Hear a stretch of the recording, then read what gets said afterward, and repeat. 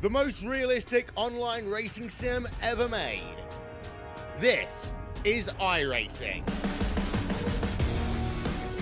Detailed laser scan tracks, fully dynamic real world cars, and over 50 series to choose from. 6 online world championships offering over $100,000 in annual prizes. This is the original esport racing game. This is iRacing.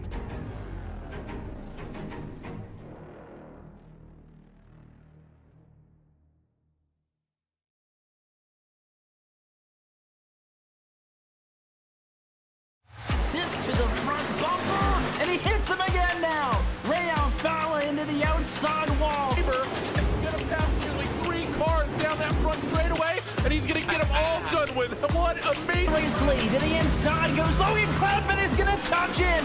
Pit press sideways. What a save! Look to the outside as Trunkgate goes off. De Jong into second place. Going for the switchback. Oh, pinpoint driving. It's howling down to the inside. I'm trying this contact though. Slide left of the racetrack. Chris Venner drives it back down underneath, and he takes that second spot right back. Joker goes to Garrett Lowe.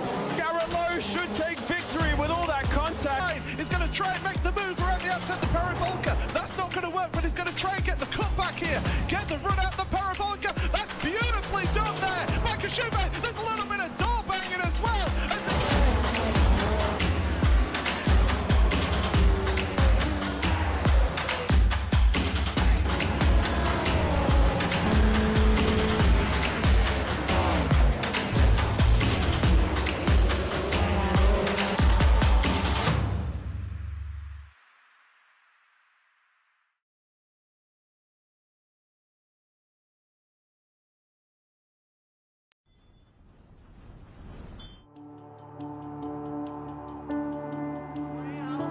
$10,500 richer, 2-time NASCAR. Is your 2013 NASCAR iRacing done? It's going to be Humvee winning the race, and it's going to be Conti taking away his first NASCAR 2017 NASCAR Beginner Free Series Championship to Ryan Luza.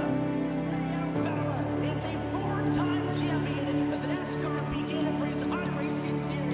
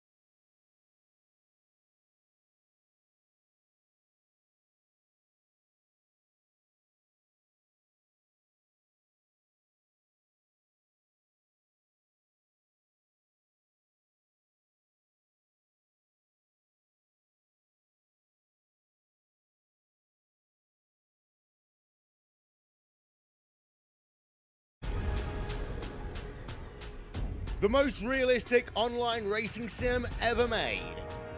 This is iRacing. Detailed laser scan tracks, fully dynamic real world cars, and over 50 series to choose from. 6 online world championships offering over $100,000 in annual prizes. This is the original esport racing game. This is iRacing.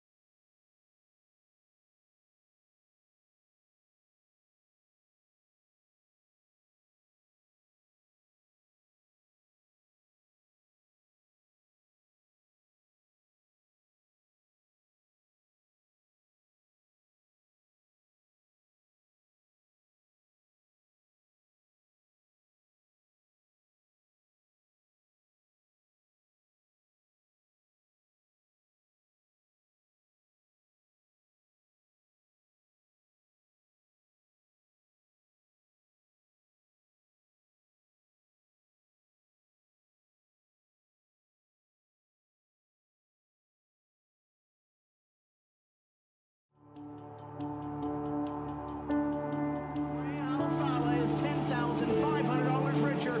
Two-time NASCAR. Is your 2013 NASCAR iRacing done? It's going to be Humvee winning the race, and it's going to be Conti taking away his first NASCAR. 2017 NASCAR Beginner Free Series Championship to Ryan Luza.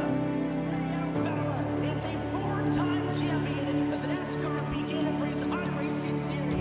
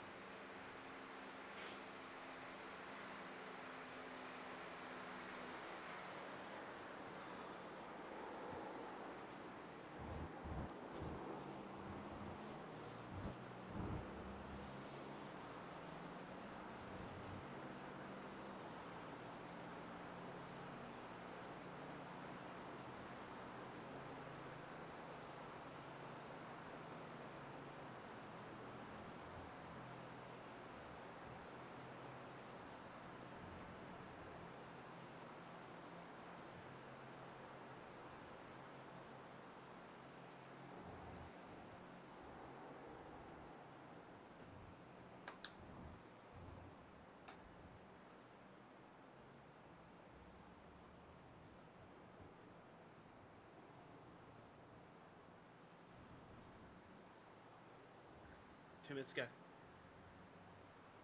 Yep.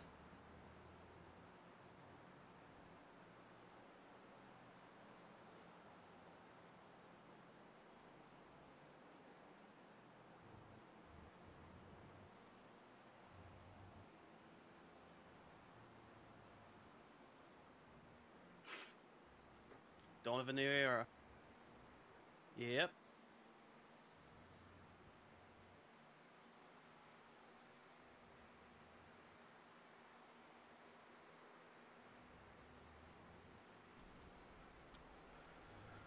Evening all, and welcome back to another AMF GT Dev Series race. This one is round 7 of season 6. We're at Le Mans, and it's going to be a 90-minute endurance race. Once again, I'm welcoming Isaac into the commentary box. How you going, Isaac? Much better than last week. How's that flu going? It's mostly eradicated. That's always good. So let's run through a few things straight up, okay? As you'll see through the night, we've got a little bit of a different overlay. It's not too much of a different change, but will be the first and first of many broadcasts from Podium. So you'll see a little bit of a different colour change. As we always say every week, man, we're sponsored by RMS Race Management Services, the one-stop shop for all your iRacing software needs. Have a look at that. Go onto the Discord. And have a look at what's coming up, especially it's going to be a big year for 2020 and iRacing software. So let's go look at the track facts tonight. Obviously the track, we're at Le Mans. Don't ask me to say that, I can't say that, I'm an Aussie. Okay, layout, obviously there's only one. Country, we're in France. Okay, we've got 38 turns, not tons. Okay, length, yeah, no, I was about to say, it'd weigh a lot more than that. So the length is 14 Ks. That's my laziness, not putting Ks after it. The weather at this moment, okay, it's mostly cloudy. The temperature is 30 degrees. Track temp is 30. Wind speed is 2 Ks, and the estimated laps is 21,400,000. Nah, it's not that. It will click over. Someone told me that was the biggest mistake you did until the race starts. So let's move on and go to the grid, hopefully, if it grids up right, because we're known for at least a couple of technical errors.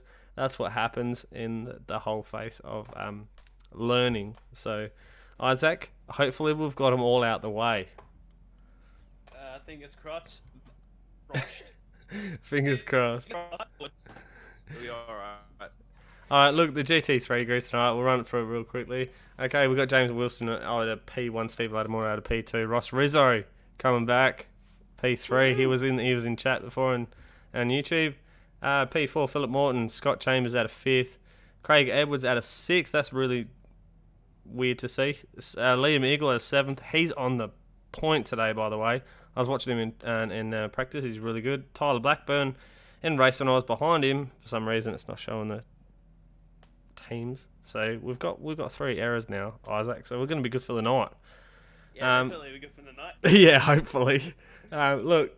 Out of 9th, Chris Whittaker, 10th, Aaron Invers. Alright, let's go up the order here. We won't call out everyone's names because it takes 25 hours. We don't have that lot of time? Nah, we don't, mate. Not tonight, Okay, Tom Curran and Chad Hearn out of the GT3 grid. How can you not see this happening? Okay? I am not surprised. Are you surprised at all? No, I'm not at all. Alright, as we go through the field. Okay, look. Now, what we'll do real quick, as we'll show you championship points, and as you can see, GT East End is Chris Whittaker, Michael Barron, Aaron Invers, and Chris Fraser, Tyler Blackburn, all in the top 5 over there. And as we just said, that it's not expected that Tom Curran and Chad Hearn are at the top. Only 10 points, same team. But these boys are pushing each other. They're GT3s, even though they're a lower class in this race. These boys cleared the field, right? They're only half a second apart, and they finished the race 14 seconds ahead of any other GT3. So that's a good feat in its own. Yeah, it's also pretty good to have these little inter-team battles as well, make things a bit interesting. Even though you're kind of already pulling yourself away from the rest of the GT3 field, you just want to have a little battle of yourself, try try not to be too professional because that's just too boring. As we just hear the planes go over this top. It's a new era. I am so excited.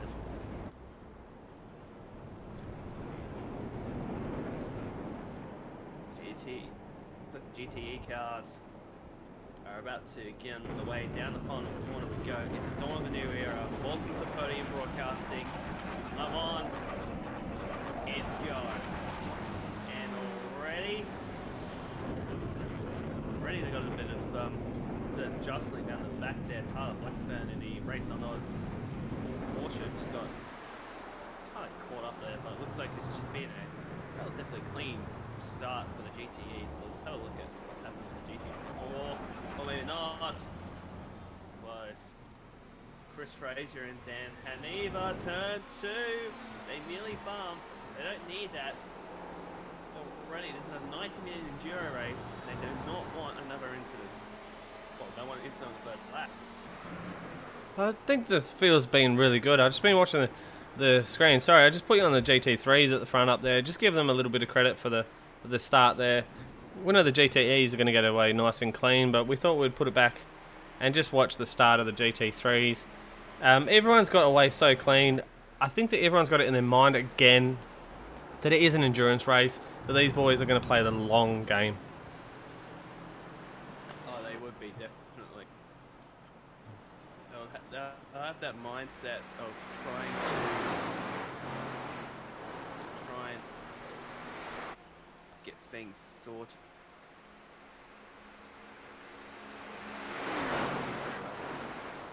Early move already. Ooh, is he going to do it on his teammate? No. That's good old Chad in there. He's getting touchy. Was it Tom Curran that actually won the last one? Was it? I think it was. So I think Chad's probably going to go, nah, come on, mate. I got the Beamer. I'm sick of sitting in the slipstream here. Give me a little bit of room. Ah, there you go. Oh, there we go. A bit of a dot. Yeah, as he pulls out. Oh, it's got him. Hey, watch out. Hayden Vell's right behind him. There's going to be early moves here. Would be definitely. Yeah, well, let's smash up the front just in the GTEs. Because we got James Wilson and then we got Ross Rizzo right up his tail. And Ross is in a Porsche as well, of all cars, the RSR. So, this is going to be one to watch for tonight, mate. I got to watch Ross Rizzo tonight, eh? Yeah, definitely, but there is a bit of a down back there as they're nearly going free ride down past Mulsanne corner.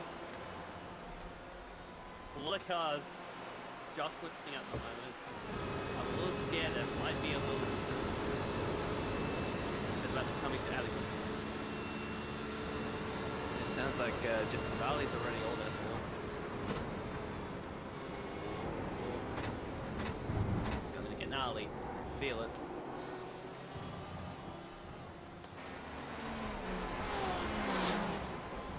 The boys are making some early moves. Oh yeah, definitely.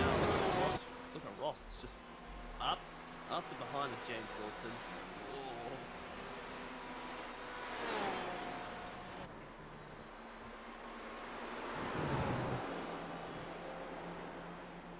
Through Michelin Bend. There's a bit of a gap now going at the moment. Let's go on board with Steve Lattimore and see what he's looking at. He's third in the GTEs. Currently looking at the battle of the lead at the moment.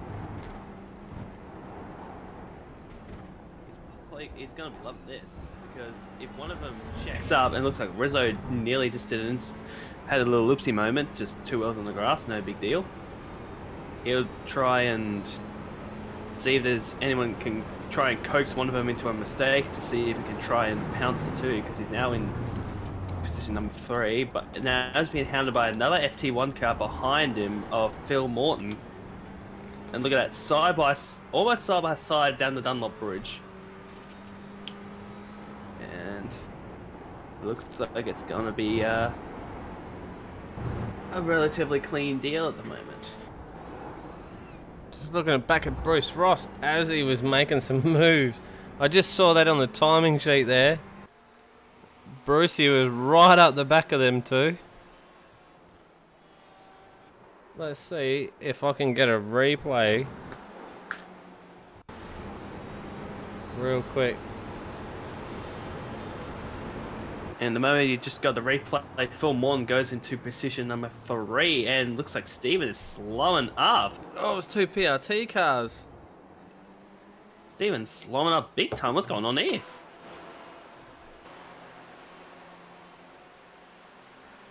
It's like the momentum has suddenly stopped. It's actually coming to a stop. What's going on here? Steve Lattimore's got some issues, eh? Yeah. Oh no. Oh, he looks must like have had a slowdown. Must have. He's now back up to speed. How did he grab that? I don't know. Oh, well, let's have a look real quick. That's weird. See It's if just- he's cut the corner.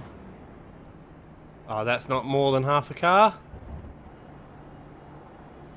Oh, Would you whoa. say that was more than half a car? That wasn't more than half a car. I actually think the slowdown might have been initiated from going on the outside before Mulsanne Straight. It was well outside Mulsanne Straight, and I believe it might have been an iRacing afflicted penalty. So, yeah, that would suck. Simple, just straightforward. That would suck. Yeah. Yeah. All right, let's look at the top 5 GTEs. Okay, we got James Wilson up front, Ross Rizzo, Phil Morton half a second behind, but Ross Rizzo right up his tail. You cannot get any closer. Let's go to that battle. We'll shoot forward here. As you can see, that Ross Rizzo is making a move around the outside. Side by side, the 2018 V8 Sculpts Bathurst 1000 winner that makes the move. Oh, but it's not Big over edit. yet. No, watch the crisscross. Watch the crisscross. I can see it happening. Let's go on board, because an onboard looks always better. But to make matters worse, he's now been hounded by not only one, but 2 FT1 cars. Not only James Wilson, but Phil Morton behind him too. Well, This- we'll see what happens, man. Yeah, it looks like it's already starting to pull a bit of a gap. She's still early, mate. She's still early. It's only lap 2. It's lap Yeah. 2. It's one, an hour and 22 minutes to go. Oh yeah, definitely. And seen from race control, there was an incident on lap 1 between cars number 185 and 180. So that was Jesse Varley Varley on and Sebastian. Sebastian Murray, Westberg. No spins or positions Ross race on, but Jesse has Alt F forward somehow. Oh, you can't do that. You can't do that, especially in a race like this. Understandable, it's an endurance race and all that kind of stuff, but you got to give it your all. You spin, you smash. Oh, Ross Rizzo going a little bit wide there. Yeah, that's gonna kill some time. Yeah, And all right. now Hayden's disconnected. Right, mate, we've got a few problems tonight. Hayden Vell, Jesse Varley. I need to get onto them. Get onto them too. Yeah, I think you might. You might want to have to call a team meeting and say, "Hey, boys, what's going on here?" Yeah. All right. They're my teammates. They were teammates. And, yeah. Weird. All right, let's go back to the top 5 in GT3. Surprise, surprise, Chad Hearns up front. Okay, second place, Rob Gray. Third, Tom Curran. Oh, hello. Sorry to interrupt it. That's damage on Craig Edwards' car. Let's go have a squeeze at that. Oh, he has too. Where is that happened? It's him and Aaron Ivers. The hell happened there? Let me just try and go back and have a look. Trying to find it as well, just in there. Oh yeah, Craig Edwards, incident 1X. Here we go. Looks like it looks pretty recent too. Looks like he has. Oh, that's a big one. And that's heavy. That's heavy netcode by Aaron Ivers on Chris Fraser.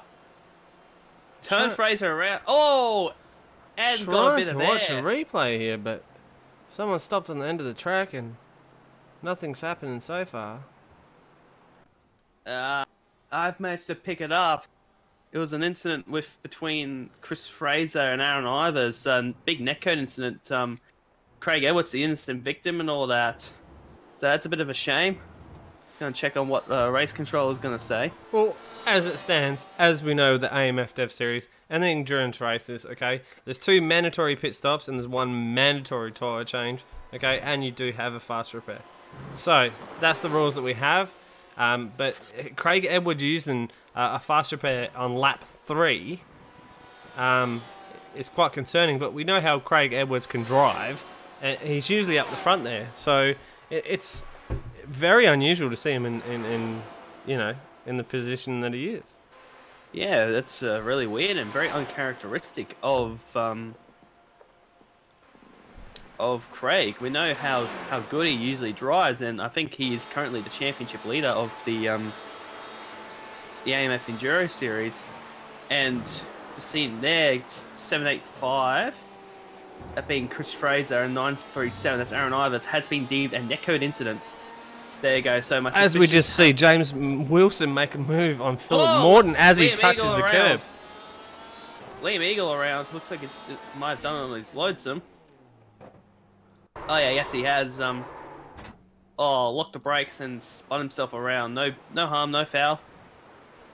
Well, that's a self-incident. No one's not too much. He's not in the fence or nothing like that. But Steve Mattermore is not showing a time at the moment, so I wonder what's going on with that. Pretty interesting. Yeah, we'll see. Race on Oz has taken over this series. What's going on? Where's all the FT1 cars? And yeah, can't say anything about it. You're Isaac. You're a Race on Oz boy. So yeah, I'm not gonna pick fights. No. No. I think Race on Oz would be the second most members in the iRacing community in Down Under, wouldn't it? Oh, close to. I think Steven said we have close to around 30 members. That's including the spin-off company. There's 2 of the cars already coming. That's Stephen Lattimore and Tyler Blackburn coming in for their, looks like their compulsory pit stop. Well, yeah. Stephen Varga's been in there as well. But he was a 43 pit lane and a 28 stop. So it looks like by the average of the GT3s that you're looking about 28 seconds, roughly. But not only that, Chris Fraser, that's in P40 but 23 in the GT3s, he only made a 16.3 second stop. So that'd be interesting to see what's happening there. Yeah. Oh, not only that, Steve Lattimore, Tyler Blackburn, both in the pits at the same time. You cannot tell me, right? Yeah. That is not Race on Oz pit strategy happening right now. Can't confirm or deny. He's playing it that way. All right, let's go back up the front. Let's go have a look at. Let's go jump on board with Ross Rizzo. He's up front at the moment. He's got a 1.8 second lead. It's got a bit of a gap going between both the FT1 cars. Yeah, it's not too bad, to be honest. Yeah, I find that a little bit interesting.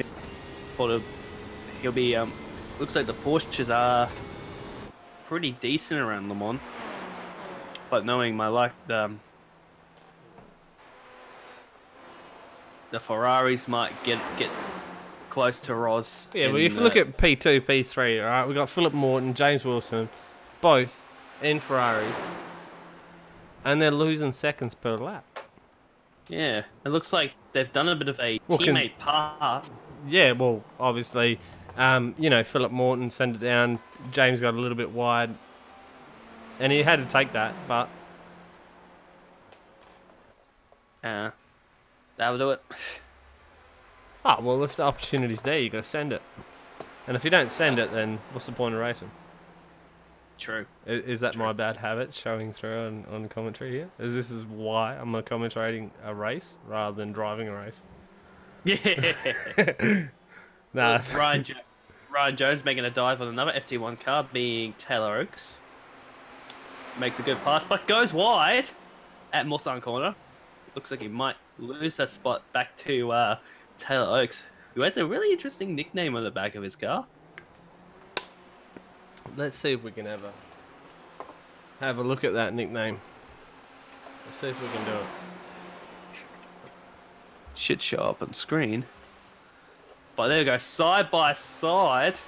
Let's jump on with Liam Eagle, and you'll be able to see it as they go. So, oh, that was a close one. Oh, is he going to get the 2 spots as well? Oh. Coming out, he's going to... No, he's not going to get it. No. Wait, his nickname is Tay-Tay. Tay-Tay. Is he a Taylor Swift fan here? Is that what we can see going on here? Dave Clements is going to come up behind him soon. So, as soon as if Dave Clements gets a little bit up his bum, we'll have a look at his little Tay-Tay sticker on the back of his car. Yeah. Is he going to shake it off? Mate, I'm not going to say nothing. Oh boy. Dave Clements, while we mention him, mate. Dave Clements is the brains behind RMS, the sponsor for tonight. Well, the sponsor for the series. You know, RMS, the race management services. So he is the brains. He's the software programmer, man. You got any questions with anything iRacing programming? Message him. He's the best man to know. Definitely the one. Looks like the field is starting to spread out quite a bit. Oh, one on the dirt. Seeing some gaps, but Scott Chambers is probably the closest up the front here at 0.3. Andrew Mogridge. Oh, that's close. Between him and Rox McQueen. Nearly got turned. Yes, I did say Mogridge. But anyway, that was pretty close between the two. And looks like Russ is going to make a dive very shortly. If there's going to be another dive bomb behind him. Oh, Dan coming in. Dan. So come on, are we going to get Dan 1 spot up, and then we're going to have a race on Oz versus Team CMR battle here? Maybe. Oh, looks like it may happen. Oh, he went wide. He just went wide. He's lost a lot of spot. The pressure is on. Dan's going to get right behind him now. Oh yeah, definitely. He'd be nice and calm and watching this onto the straight. Down Mulsanne straight and almost executes the pass, but remember we got the first chicane. So the driver that has to bail has to be Ross because it won't work. It looks like there's been another incident of 179 and 134. I think we already got that one. And Dan has done the move. So can we have no commentators curse this tonight? Hopefully that we can get some things right here. Alright, so let's start predicting things and hopefully they go well. So this is going to be a Team CMR versus Race on Us battle here. Okay? Oh no. It's not for a massive, major position, but hey, you never know where you're going to start and where you're going to finish in a race. Well, you know you're going to start, but you never know where you're going to finish in a race. Yeah, definitely. Oh, looks like Ross has gone back onto the dive. He's got the better position and gets the spot back, so that battle did not last long. Only lasted like maybe a kilometre or two. Yeah, a couple. Just pulling up on screen, the fastest lap of the race is lap 4 by Ross Rizzo at a 3:52.529. So hopefully during the race tonight, if everything works out and my skills are sharp enough, you'll see the little fastest lap pop up here and there. Yep, and it has showed up on screen. So that's well, pretty good. Hopefully it shows up by itself. It's all teething problems and everything like that. Look, we're here not to be professional. We're here to have a laugh and show this. If you watch the series and watch what's going on, we started broadcasting just as a I don't know, what would you say? Just a view for the drivers to go back and watch their races. So it wasn't a serious thing, and no, we don't charge or anything like that. We donate our time, and Isaac donates his time greatly. Probably more than I do. You know, we've had heaps of help along the way. Not only from the AMF, GT Dev Series guys. Isaac Edwards that steps in the commentary box. Dave Clements has jumped in the commentary box. Bruce Ross was my commentator last season, even though he actually stepped out of the car to drive. And while I'm talking about him, might as well chuck him on screen. because he's, again, for the second week in a row, he's behind Dave Clements. And obviously Dave Clements is RMS, so the major sponsor in the series of the AMF Dev Series. How do we keep missing this? There was another incident with Cameron Pryor and 168 being Hayden Benefield that just happened recently. Again, no further action. We've been missing it. iRacing, why? I don't blame iRacing. I think you should blame me. The dude that's on the controls, I think you should blame me and say, hey dude, you're not keeping up with what's going on. But Yeah. I'm looking at multiple things at many times. So it's not an easy gig to commentate and broadcast at the same time. Many other people would tell you the same thing. Oh, as he's on the grass. Ouch.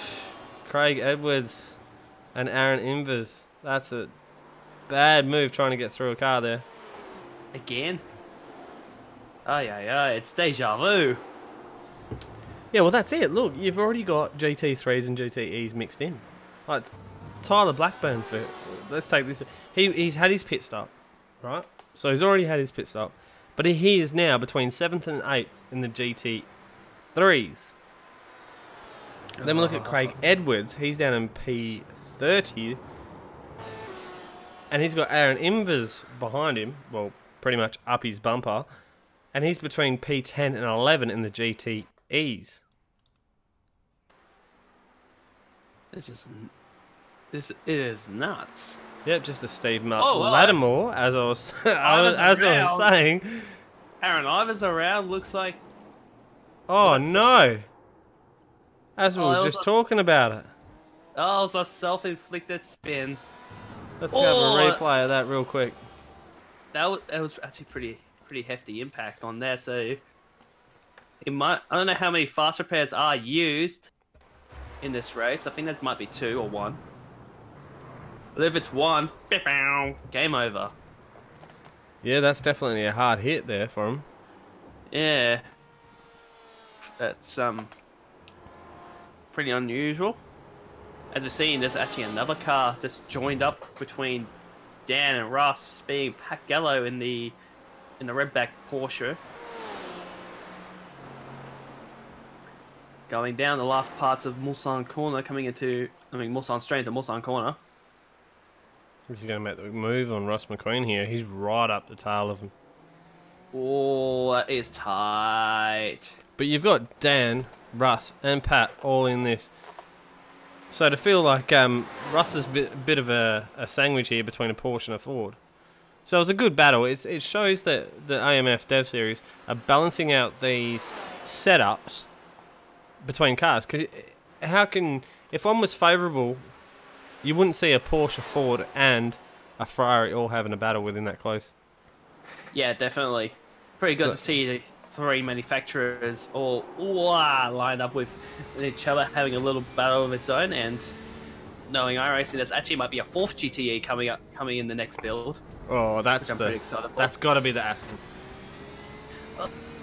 I'm divided at the moment, but I'm thinking more of the BMW, the M8. Oh, nah, we're not allowed to swear on broadcast, so I'm not going to say anything to that. Well, as far as I know, there's approximately maybe 4 other GTEs as of the 2019 Daytona 24. So we've got the BMW, we've got the Aston, and I believe also the Chevrolet Corvette. That's also in GTE form. I think there might be a couple of others that I might have missed. But if anyone wants to say in the commentary chat what GTEs have raced in the 2019 Daytona 24, because I feel like that's it. I feel like it was the BMW, the Aston, and the Corvette. And I've heard iRacing has been issues with trying to get all the licensing and all that from Pratt & Miller, who run the Corvette, because the Corvette's actually not a factory-backed car. It's a customer car done by Pratt & Miller. I think BMW and Aston are going to be pretty easy to get because they're both factory-backed. It's gonna be a bit of. Dan Wide locks the brakes while I was trying to have my little lecture on how. Oh, he loses it. He loses the spots. Oh, this is getting gnarly. Pat Gallows. Let's He's getting a go little back impatient for a now. quick replay with a 2-second little transitions. Oh, Ross White again. All by himself. Unlucky. Now let's go jump back. And Dan's already caught back up. Holy smokes. It's like a little battle between each other. Yeah, CMR for the win. Sorry, I had to throw that in there. But also, Dave Clements, by the way, the timing screen, he's right up the back of Bruce Ross. But Bruce Ross was actually behind Dave Clements, so I missed that one. Apologise. It's a juggling act at the moment. Yeah, but them two will. They'll do it. Yeah, to and fro all night. Oh, Ross White nearly hits the tyre barrier at the first Mulsanne chicane. That was so close. That nearly could have ended badly, but thankfully that wasn't the case. Holy smokes, that could have ended badly. Oh, lordy.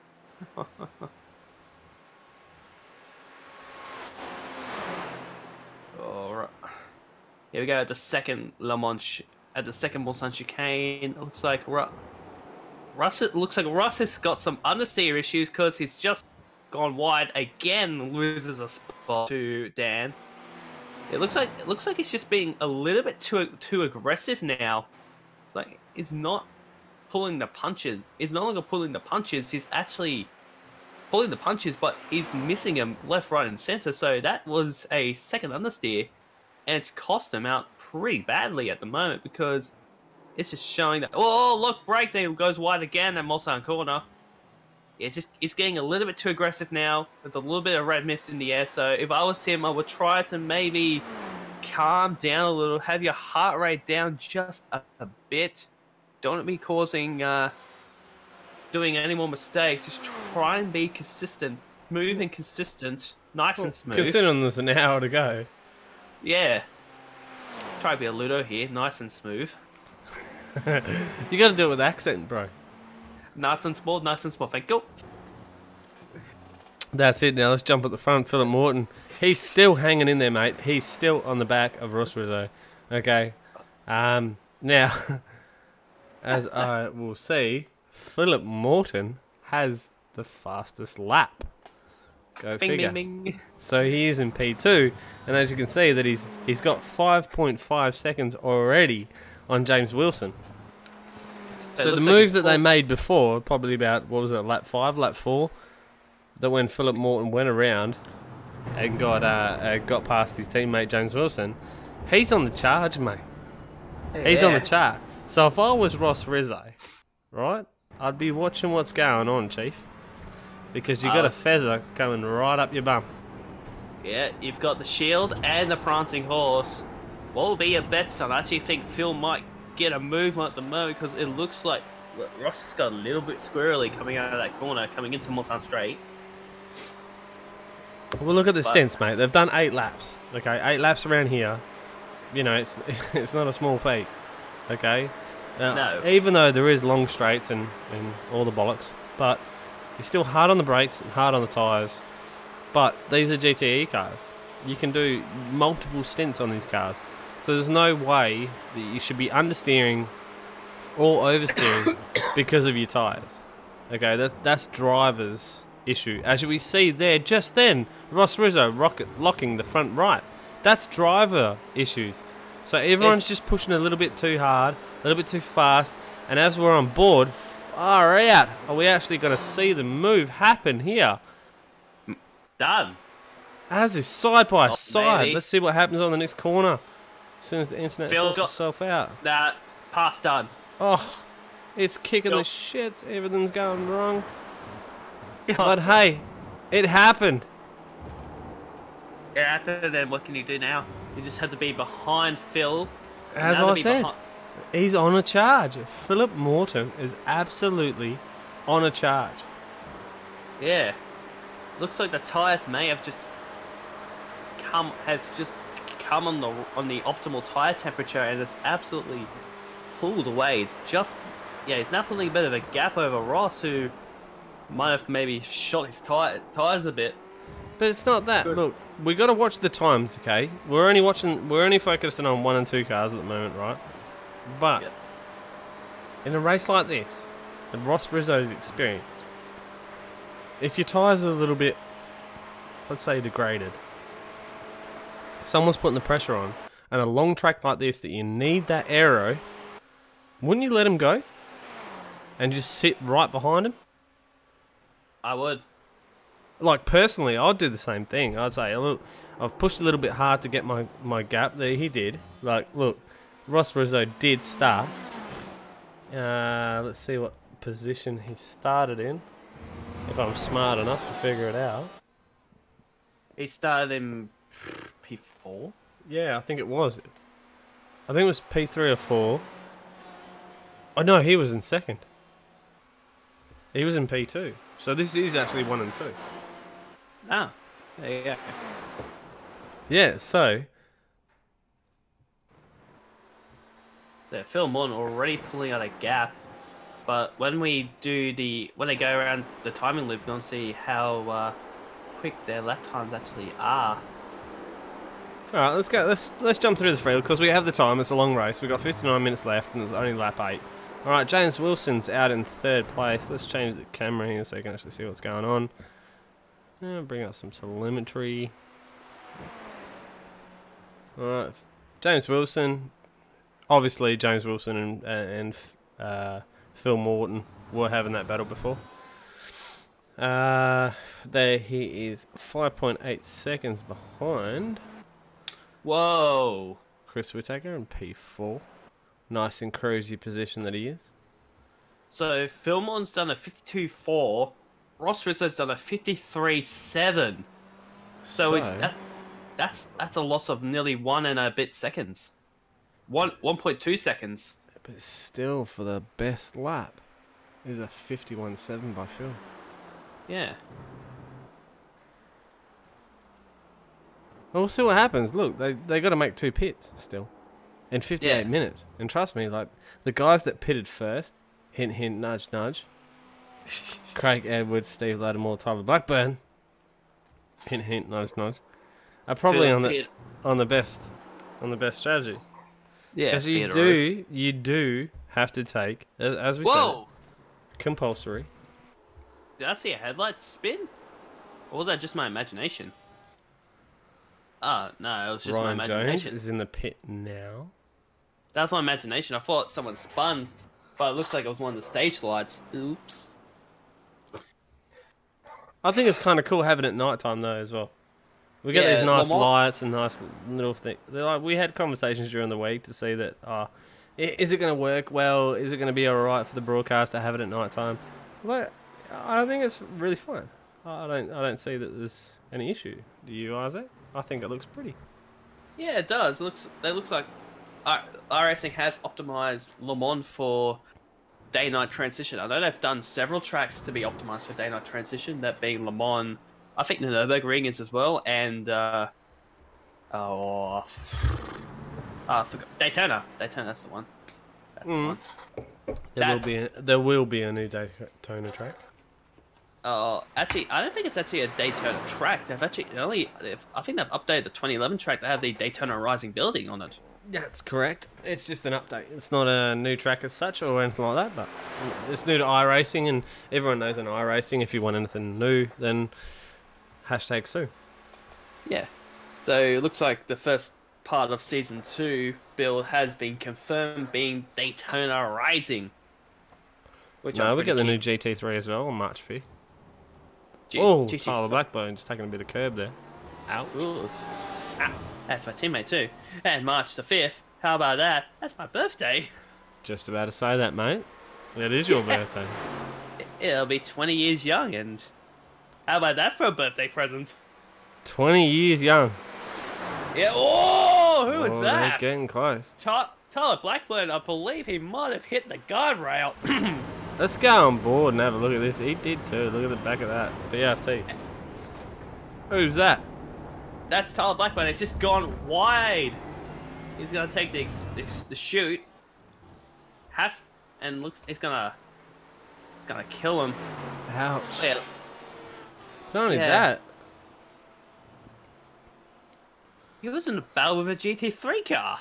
No, but just previously before that, he was actually in the battle with Stephen Davis. Sorry. Yeah. And he ran right up the curb as well, trying to get through the inside. He's But pulling no punches. surprise, as I should say, the top 5 GT3s, it's Chad Hearn, Tom Curran, and Rob Gray. Right. Brenton West. There we go.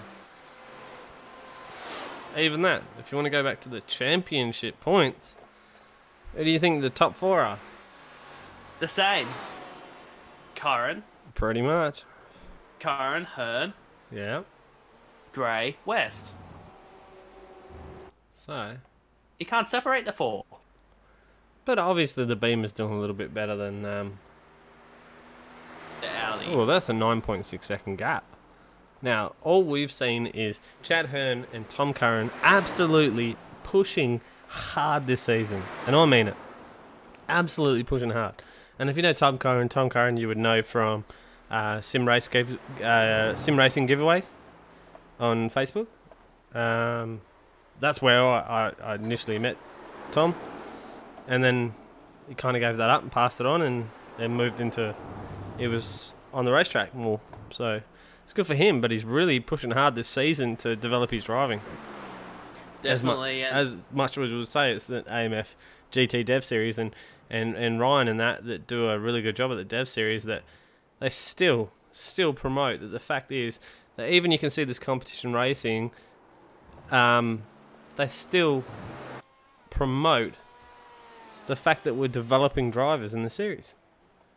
Definitely. Well, it's kind of a kicker because we're broadcasting it, Isaac. We can't race in this. Where would you be? Way down the order. Yeah, probably me too. Yeah. I've had some bingles on 3 seasons ago in AMF. And yeah, sorry to interrupt, but Ross has regained the lead over Phil Morton, and it's pulled a bit of a gap. 1.9 seconds in front. That's something we completely mill. Ooh. Bruce Ross on Andrew Mogridge. It's coming out of the first Mulsanne chicane. Keep an eye on them just in case there's a mistake happening. Side by side He's again. right on him. Yeah, Ross is going to have the better cornering coming into this. A lot. Seems that there's a lot of passes. He's making moves tonight, Bruce. Yeah. He's usually in the commentary. Actually, he was the original. You got to give him props. He was the original broadcaster for the AMF Dev Series. And then I was a commentator, and then we moved on to swapping positions because Bruce wanted to race. So Isaac, get ready for next season, mate, because you're the broadcaster. Nah. Yay. As he makes a move again, look at this, up the inside. Oh, Bruce is going to back out of that. He's not going to have a bar of it.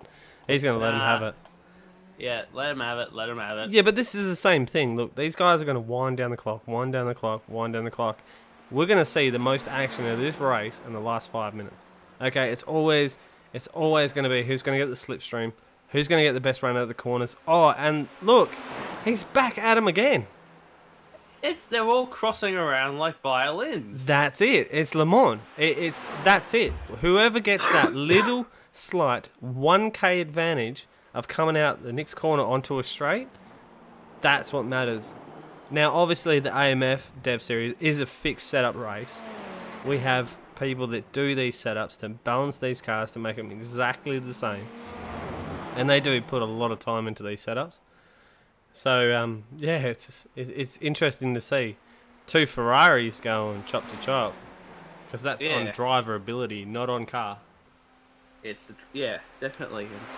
I wouldn't be surprised if Andrew goes back again to do another dive. Oh, soon. Hashtag soon. I'll just put that in there.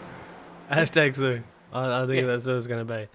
Yeah, look at that. He's already almost closed the gap on Bruce. This is becoming absolutely nuts. Well, there's a couple of close battles. Look, Chris Whittaker coming in the pits. He's taking his compulsory pit stop. Stephen Bartholomew. Sorry, Steve. I have to say your name slow. Otherwise, I'll say it's Bart. Simpson's problem. He's already had his... Yeah. All right. I'm sorry, Steve. Just, you know, another person that's going to abuse me in Discord. Look, he's already had his pit stop as well. So, look, we've got a mixed field here. Everyone is mixed up.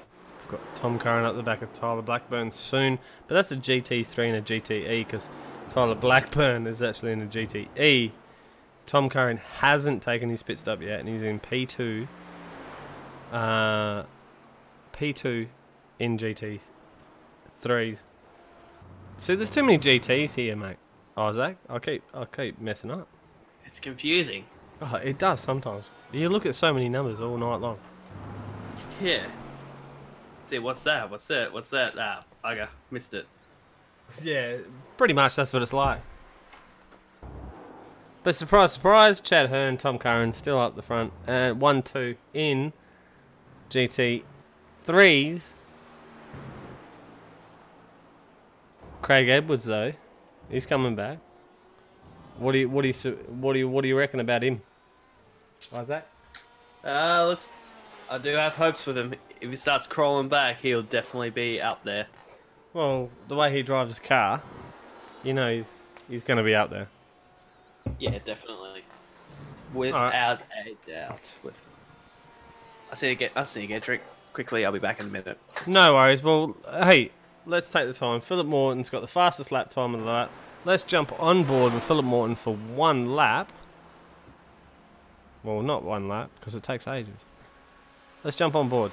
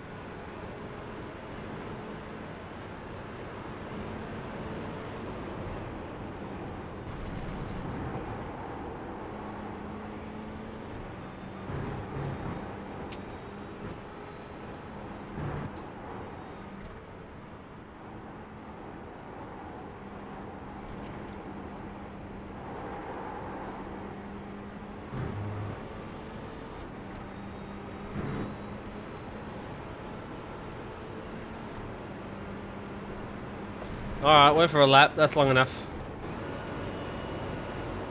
Oh. Let's go back.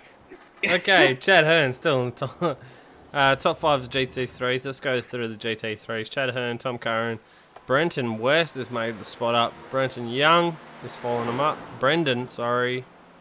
And then Javon Wood still in 5th. Alright, let's go to top 5 GTEs. Ross Rizzo still up the front there, but not by much. Philip Morton. Oh, as they both come in the pits. This is going to be good to see. James Wilson, Scott Chambers, and Darren Huxham. Sorry, Darren, if I say your name wrong. Write me a strong-worded lesson on Discord. I'll high five thumbs that up. I just want to watch this, just see if Philip's going to jump him real quick. Oh shit, he is too. Oh, he has. This is going to be interesting to watch in probably about a lap or two. I don't think by personal experience that the Ferrari is going to heat up the tyres more than what the Porsche is. I think the Porsche is a little bit more stable coming out of the pits on cold tyres than what a Ferrari is. So they've done their... Both. Have they? No, they've only pitted once. So this would be their... yeah, this would be their first compulsory... Yeah, they need to do another. Whoa! That was close. Who was that? Oh, I'll try to see who it was. Who was that? Ross Rizzo's making a move. Sebastian Murray Westberg. That I have to say that has caught Phil off guard. That would have caught Phil off guard. He would not have seen that Mercedes of Sebastian Murray Westberg just spin all of a sudden. He wouldn't have. But Ross Rizzo benefited from that. Unlucky for the fact of it, but give props to Sebastian for the same thing. Yeah, did not wipe out the two-lane drive. That would have. You got to turn a negative into a positive, man. He moved out of the way. He didn't hit any cars.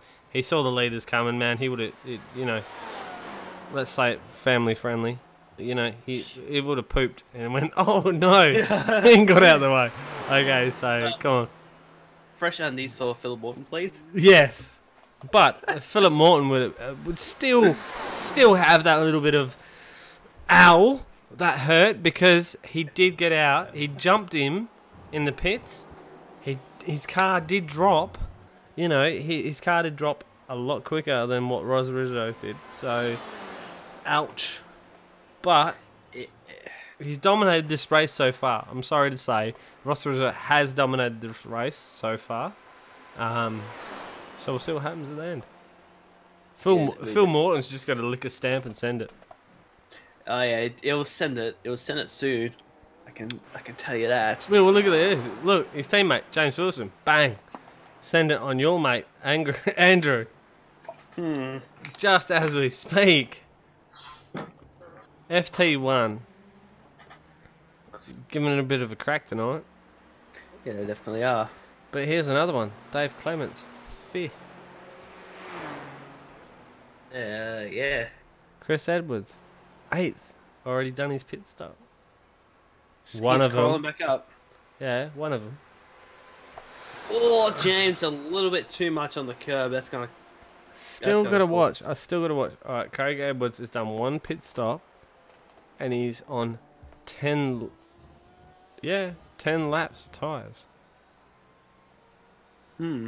Alright, so the only other one you need to worry about, let's look down the list here. Nope. He is the only one. Oh no, sorry, Chris Fraser down in P20 has done one stop, and the stint is 10. Jeez. So, Craig Edwards has done his stop, one stop, and he's had 10 laps on them tyres that he's got right now. So his tyres are going to be really a little bit average. Well, yeah, it would be. Knowing how torturous. Well, let's look. Look, the degrees has only gone up 3 degrees since that. track, same thing. The wind doesn't mean nothing much, only to top end speed, and the humidity is, I don't know, just there to give you something to look at. Yeah, definitely. Performance of car. But look, the track temp hasn't changed. It's not. It's like a massive degrees, like it's 40 or 45 or something like a Bathurst or something like, you know, Road America or something. So the temperature is not going to chew too much of a tyre out. So these boys have to change tyres. It's a rule. It's a rule today. So would it be only, can I change one tyre? Would it take the same time in a GTE or a GT3? Can I change just one tyre? Would it change the same? It's these what if factors. Well, that's it. Look, we're on YouTube. Message it in YouTube if you know for 100% fact that one tyre takes the same as four. Oliver Fullerton might have to come back for a few rounds in the YouTube chat. Mate, you do. You were usually up the front there. So everything's changed since last time you raced. That was about two seasons ago. Definitely. Or side by side. Come back. Damn. The team names were Oliver Fullerton, Andrew Welter, always up the front. Who are we missing tonight? I don't. Rohan. Yeah. Where is he? He hasn't been there in the last two rounds. The last round he was in, I think it was the Nürburgring 2 rounds ago. Yeah, it was. It was strict. Yeah, all right, so let's look through the field here. Okay, if you looked at the timing screen, if we could show you the timing screen, it'd be awesome to show. Maybe we'll look at that a little bit future on. But from 1st to 11th in the GTEs, and then we've got 12 and 13. So 12th and 13th car on track are Chad Hearn and Tom Curran, and then we have the rest of the GTEs behind them, and Brenton Young in third position of the GTEs. And it doesn't sound much, but these boys are absolutely flogging it. Chad Hearn, Tom Curran have pushed themselves all season. I'm not a fanboy or anything like that. I'm just saying that the development of their driving skill this season is immense. It is absolutely insane, and I think that everyone would agree with that. We had a chat about this off broadcast or off camera or off podcast or whatever, but these two boys have actually pushed themselves, used each other as a springboard to push each other in this dev series, and I think that's an awesome thing, especially for teammates. And you can see what happens. The results are going to show, because they're pretty much on top of the leaderboard. Yeah, that would be, definitely. Well, Tom Curran's sitting there with 859 points, and Chad Hearn's sitting there with 849. So 10 points between them, and we're going into what, round 8 next round? Yeah, it would be their last in the endurance round at, I believe it's Road America. Yeah, because we have 2 endurance rounds back to back. So this week we have Le Mans, and then we have Road America next week. And that's not an easy track to have an endurance round. Personally speaking, I don't know about yourself, but... Yeah, I've seen a few races around Road America. It's been a normal mainstay for the Scops finale, that's how I know about it.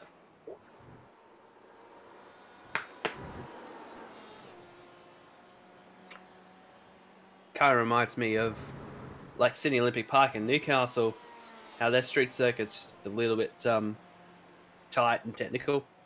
Road America is like that.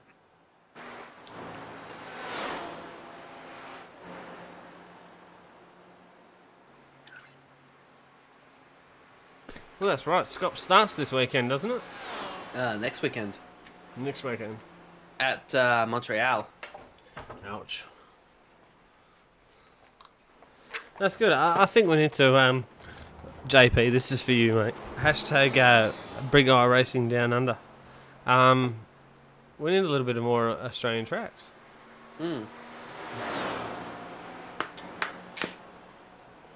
I know a few street circuits like Adelaide, Townsville, even Gold Coast and Newcastle. It's gonna be a little bit difficult to try and scan down because street circuits are always hard to do.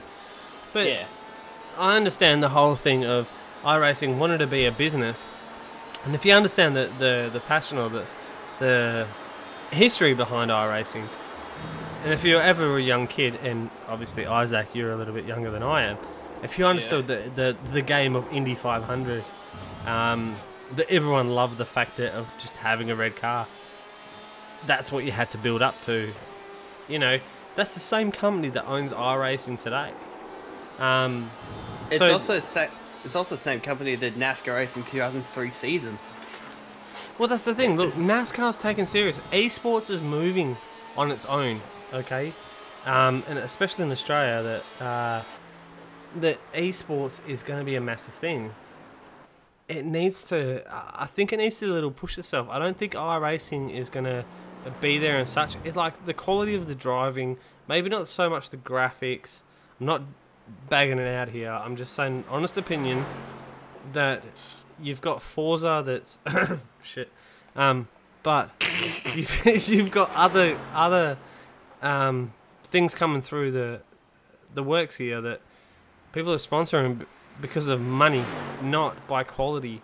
And I think iRacing has the quality. It might not have graphics that suit like ACC or a set of course so that you can run many Australian tracks by customized users. But I think iRacing is the genuine bloodline as such of online racing. And yeah. I would wait for someone to argue the fact with me and say that no, iRacing doesn't have the physics or the race physics or the money involved, because iRacing is run as a business and these cars handle and everything that they do is a business. So I'd say it's pretty hard to beat. That's my rant over. But we're on board with Tom Curran, by the way, because he's the only one that hasn't made a pit stop yet. I didn't get to that point because I was talking about iRacing, sorry. The top 2 leaders in GTE have just come back into the pits for their second compulsory pit stop, so let's see who gets out front again. This is going to be the awesome one. And this is what we said at the start, okay? The last 10 or 5, or probably about 10 minutes on this track, because the track's so big, the fact is here, who is going to get that draft? Who's going to get that sleeve, that... Yeah, like, it's going to be awesome. I can't wait to see this. I'm winding myself up for it. I'm ready for it. I'm watching the screen. And it's going to be it's a good showdown for the last probably lap, I reckon. What do you reckon? Yeah, definitely. It will be around the last lap or two. Oh, there we go. Ross is away. Oh, Ross is out. 19 seconds flat compared to Philip Morton's 23 seconds. That's a 4 seconds straight in the pits. And if you know about racing or anything like that, 4 seconds is a decade. Okay? That'll be a long... 4 seconds is huge. Definitely is. So the fact is that I even win or lose, crash the car, whatever, touch wood, okay, Ross Rizzo, I need to talk to you after this race. Are you fuel saving? Are you going to try and fuel save? Are you banking on the fact that you're in traffic to lay off? Come on, Ross Rizzo has experience. He's an A-class license at 4.34, but not only that, Craig Edwards is behind him in P2, right? With an A-class 4.99 license. So come on, these boys know what they're doing. Oh yeah, they are. They definitely know what they're doing. Oh well, that's it. A-class license, mate. Come on. Everyone can run an endurance. Everyone can run endurance series and get A-class licenses.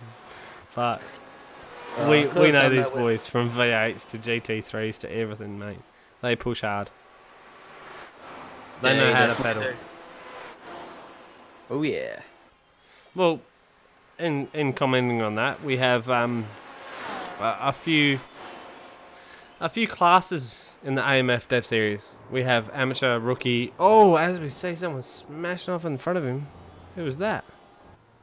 What just happened? That was an out.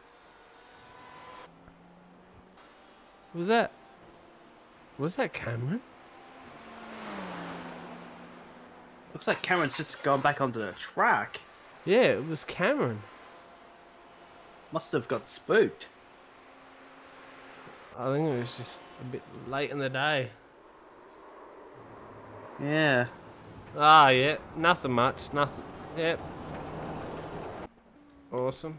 Love the new 2-second replay transitions, nice and fast. No messing around. Unlucky for Cameron, but he's back on track. He didn't hit the wall, or as you would say.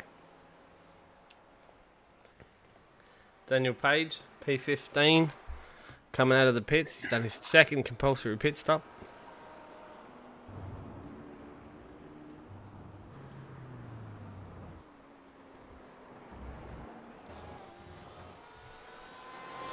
Alright, so while we have the time, we've got 27 minutes left of the race. Let's go through the field.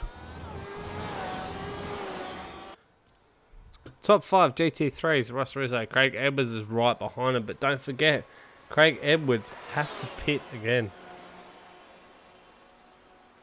On my timing screen, it actually says Ross Rizzo has to pit again.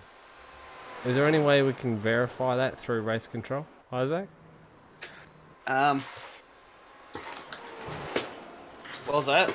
Well, Ross Rizzo, on the timing screen, has to pit again. It says he's only pitted once.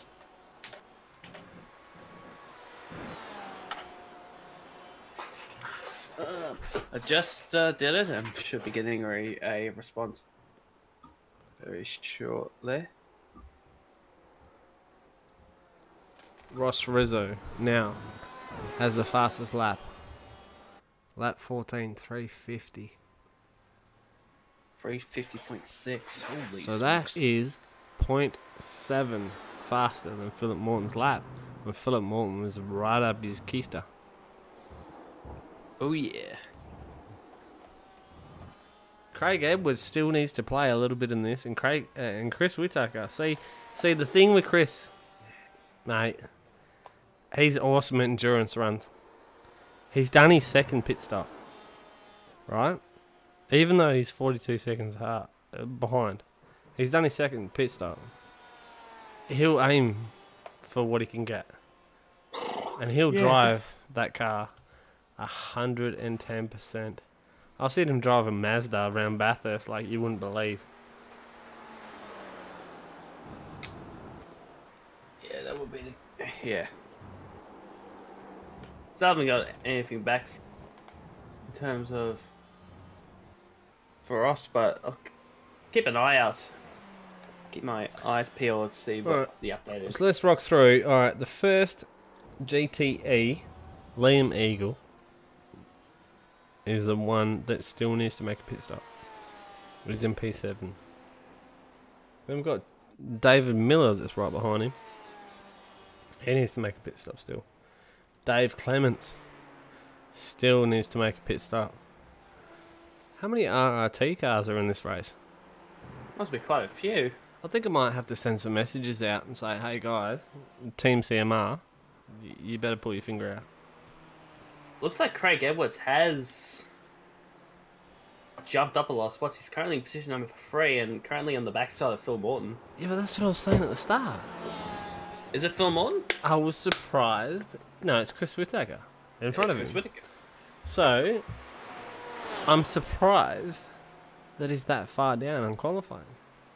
Might have been a track he didn't have too much knowledge of or expertise at, but as you know, the two drivers that you can see on screen at the moment, these guys pedal, and you can't see that by time. Jump in the track with them and they'll lap you before you even know it. Yeah, it'll be like that. Yeah, no, these guys actually know strategy. Hey, they play it by their mind. They're on the ball 24 hours, well, not 24 hours a day, but every time they're on track, they know where to put the car, where to react, where not to. And as you can see, he's right on the back. These cars are both pitted twice. So this is P5 and P4. This will be interesting. Well, that's it. They're going to try and do that move and try and catch that. Well, it's not so hard. Maybe on a small track that you see 23 seconds is a really hard feat. Oh. Yeah, I'm just holding my breath. I'm not going to say nothing. Same. Pass done. Yeah. So on a track like this, it's so open, it's so vast, it's so aerodynamics plays a part in how you get out of that corner. If you put that throttle on just a little bit more, not only that, lap traffic is going to help you as well. So Taylor Oakes in front of Craig Edwards there is probably going to give him a little bit of a boost away if you can from Chris. So it's a lot to deal with in a Le Mans. It's not like the Bathurst 12-hour. Let's go back to that. It's only got two straights that you can get the aerodynamic advantage from.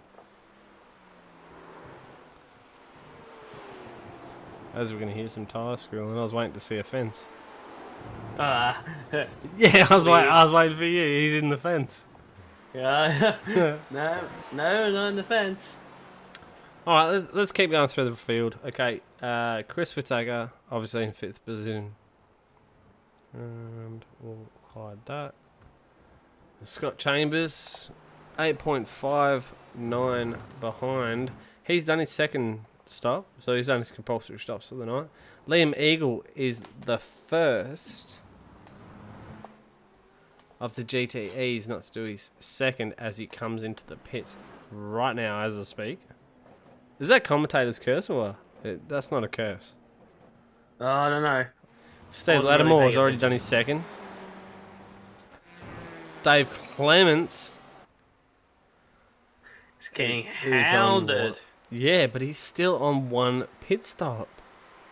And he's just got part and just let Tyre Blackburn pass. Yeah, but he's only done 3 laps. Really? He's only done 3 laps on his first pit stop. That's weird.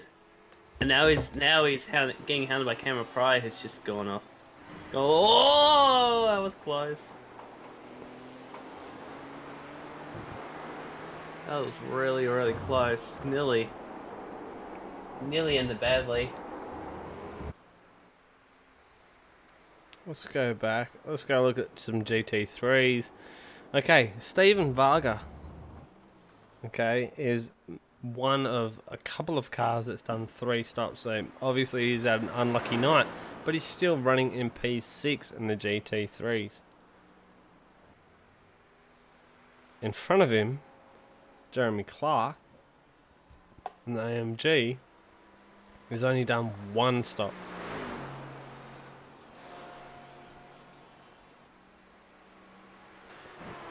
Brenton West, Audi, P3 in the GT3s. Whoa! That was close. Craig Edwards and Chris Whittaker. Oh, they're going to battle this to the end. Yeah. Looks like it. I'm getting distracted by a snoring dog. Alright, so let's talk about the finishes. The non-finishers, sorry. Ryan Jones, GTE, Hayden Betterfield is out. Aaron Inves is surprising, but that was probably that fence that we saw. No, he dropped out. David Mulhill, Hayden Veld, another one. Jesse Varley. And then Mattisford and Ross did not grid. I believe... No, they are race control. Oh, that is correct. They are, actually. They're race control, so... Oh, as we see Chris get all out of shape. Oh, nearly went in the fence. That was massive for a Ferrari. I completely missed it, but I think he went right out sideways. Oh, mate, if you saw that, yeah, he was Mr. Squiggle, mate. He was drawing some lines. Celebrating 60 years. How many puns are we going to chuck in there? I know the Royal Australian Mint are making some special edition coins. Oh, Ross McQueen. Doing a bit of off-road truckers. Yeah, but Bruce Ross on the back of Liam Eagle. But look, this is going to be a fun one. Bruce has actually pushed his way through the field tonight, so he's doing good. Oh, yeah, they are. Oh, that one in the fence. Just saw it briefly, just a split second, saw one in the fence. That looked like it was a Mercedes. Just missed who it was, but it went into the fence. That would be Simon. I think it was. Yeah, it was Simon Larder in the Mercedes AMG. He went all out, spun it, and went straight into the fence. Oh, that was unlucky from that Ferrari. It was a Mercedes. Yeah, the Mercedes were on the fence, but the Ferrari missed him.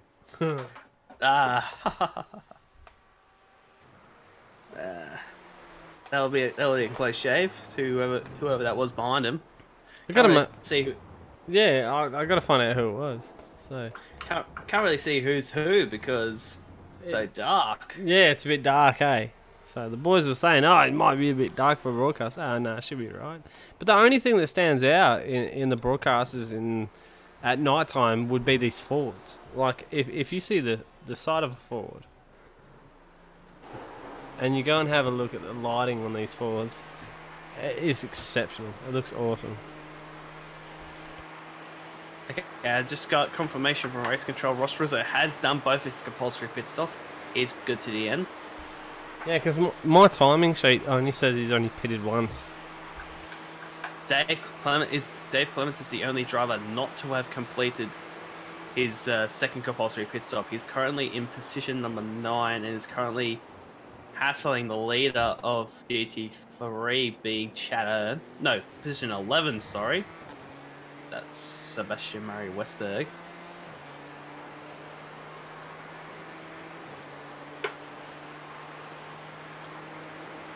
Actually, another driver that has been unaccounted for the last couple of rounds has been Chris Radisich. He hasn't been in the series since Spa. That's what I've noticed. Oh. Well, as you can see by the name, that Dave Clements making a move.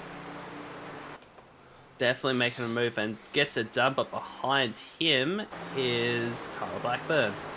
He's gonna make possibly do 2 passes in a matter of 1 corner. Let's see if he'll execute that one. So, Sebastian, Seb, no Glacier, not a Glacier Lugatti moment. Well, that's the point, hey. There's so much of a break on this track. There's I relate to this track the same as the Nürburgring.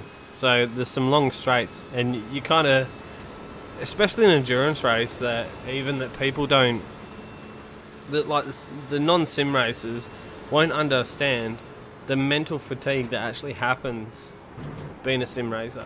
You might actually think of it as that's just funny, you drive around in a computer game.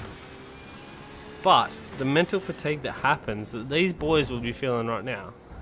Like, how many cars do we have on track? What, 46 total and 35 still running? Look, the mental fatigue that's going to be going on at the moment, even I would have it. So, a little mistake or a little bit too much brake, your memory in your foot or anything like that, it's going to lose you a couple of seconds. So, you got to give it to the boys to make it run cleanly as possible. As you can see, Ross Rizzo out by 8 seconds. Unbelievable.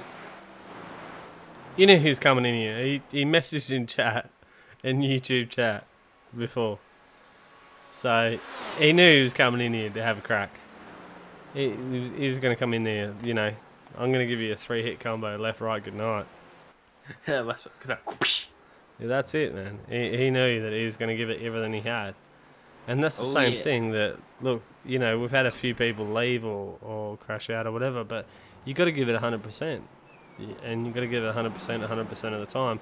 Because if you don't, then you're not a racer. If you don't see that gap and go for it, then you're not racing. So... Oh! What was that? That was Dave Clements locked it up. Tyler's right behind him. He's gonna let him. Is he gonna let him by? No, he's not. He's gonna keep an eye on him for us. Yeah, there we go. Pass executed. Dave just locked the brakes coming before the Dunlop Bridge. Had a lot of lock, stock, barrel, but managed not to spin it and loses a spot to Tyler. Still hasn't done his second compulsory pit stop yet, so I wouldn't be surprised if he does it now. Dave Clements is the only one that hasn't had a compulsory pit stop yet. Yeah, Karanka fan. Yeah, my timing sheet is like all out of whack. I think we need to start running RMS software. Yeah. Shameless plug. Cheers, Dave. Ding! Yeah. So extra credits. Yeah.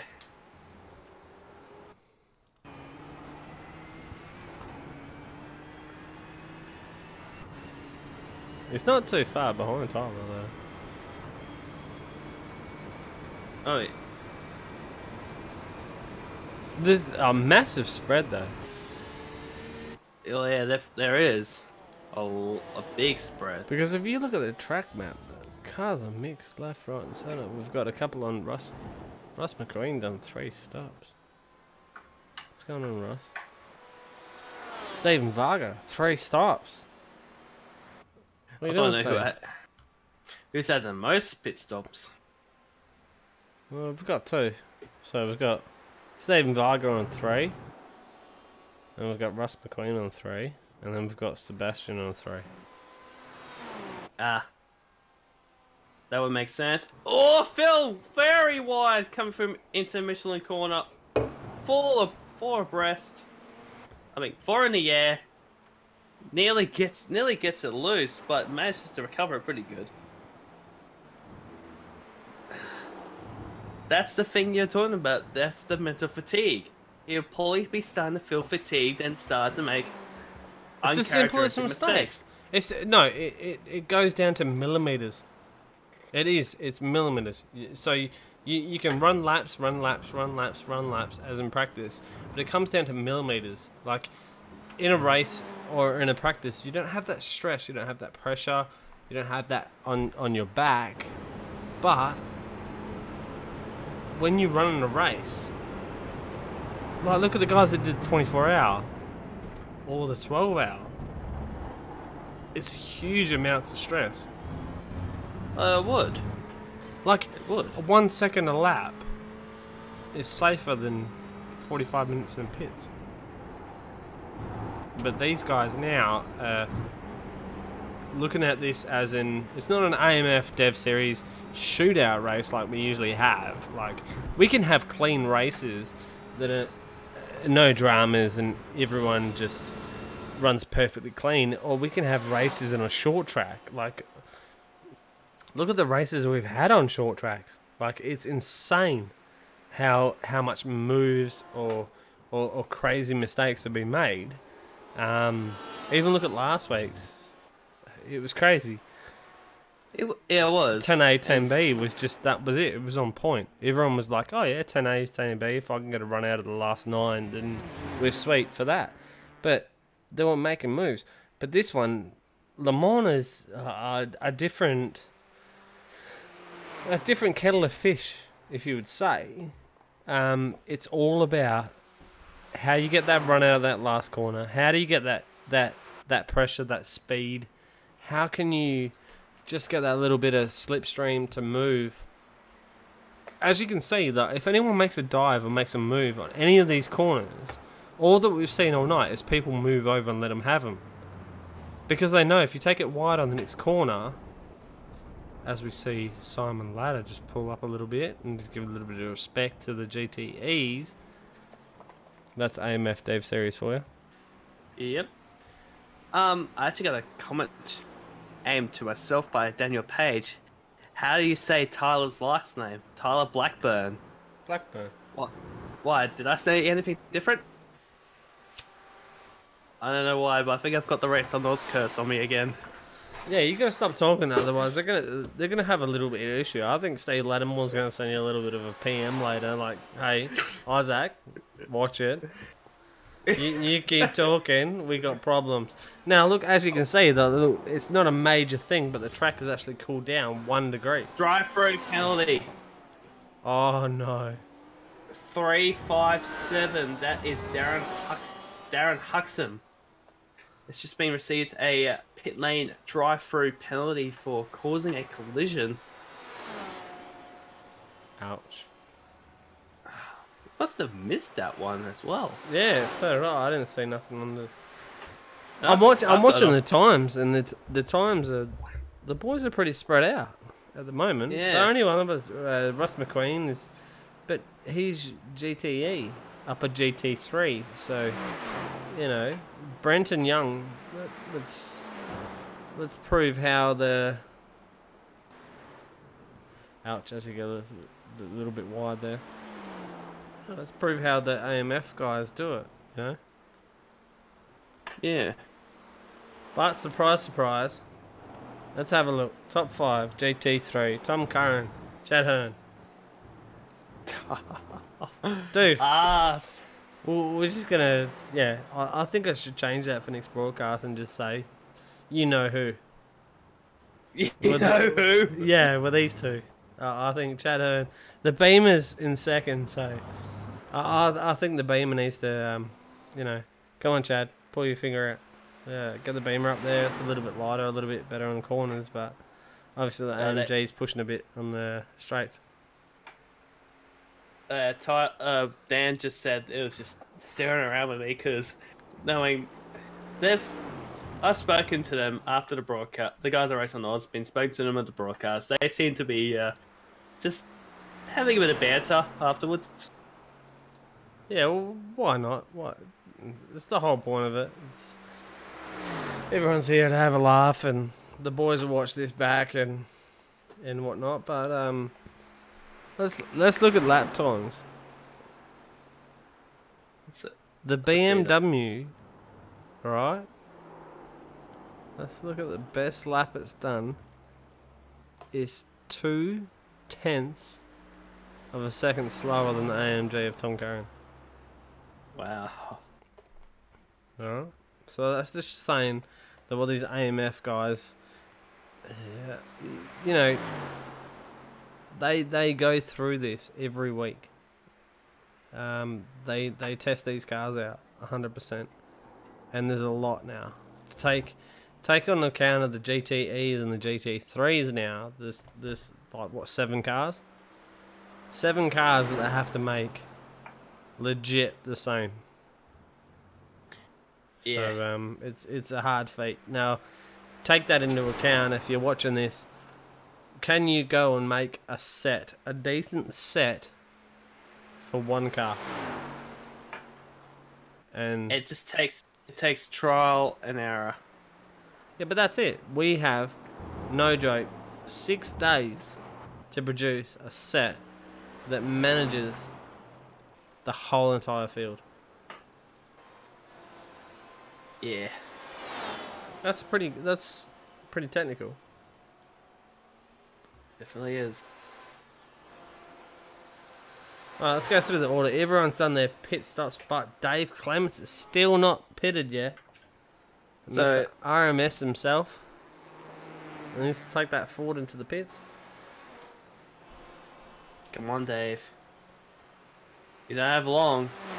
Now we have the AMF GT3 top 5. We've got Ross Rizzo up front, Phil Morden, James Wilson, Craig Edwards, as we knew that we're going to push it, and Chris Whittaker still in 5th. Aye. And I'm not sure if it's happening on your screen too, but in my screen, Ross is blinking. Let's go have a squeeze. No, he is. His internet is having an oh goddamn no moment.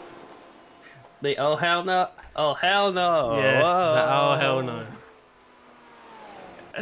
So if you tell me now that he's raced, no joke, it is down to the last 3 minutes of this race. Estimated 24 laps, not the 22,194,376 laps. He is run down to, no joke, the second last lap as he's about to finish, come across the start finish line to do his 23rd lap. This will be this. And his internet carks it. Oh, he'll be spewing. I'd be spewing. Yeah, I think it's safe to say that it's words that you don't say on a broadcast. Yeah. It's a bit crazy. It's exactly 3 minutes to go, so it might be a little bit lucky if Ross we Rizzo might... still holds the fastest lap, a lap at 14 at 350.661. Yeah, he So might he's still squeeze got in. it. Yeah, he might squeeze it. This might be his last lap, might not be, so we're about to find out though.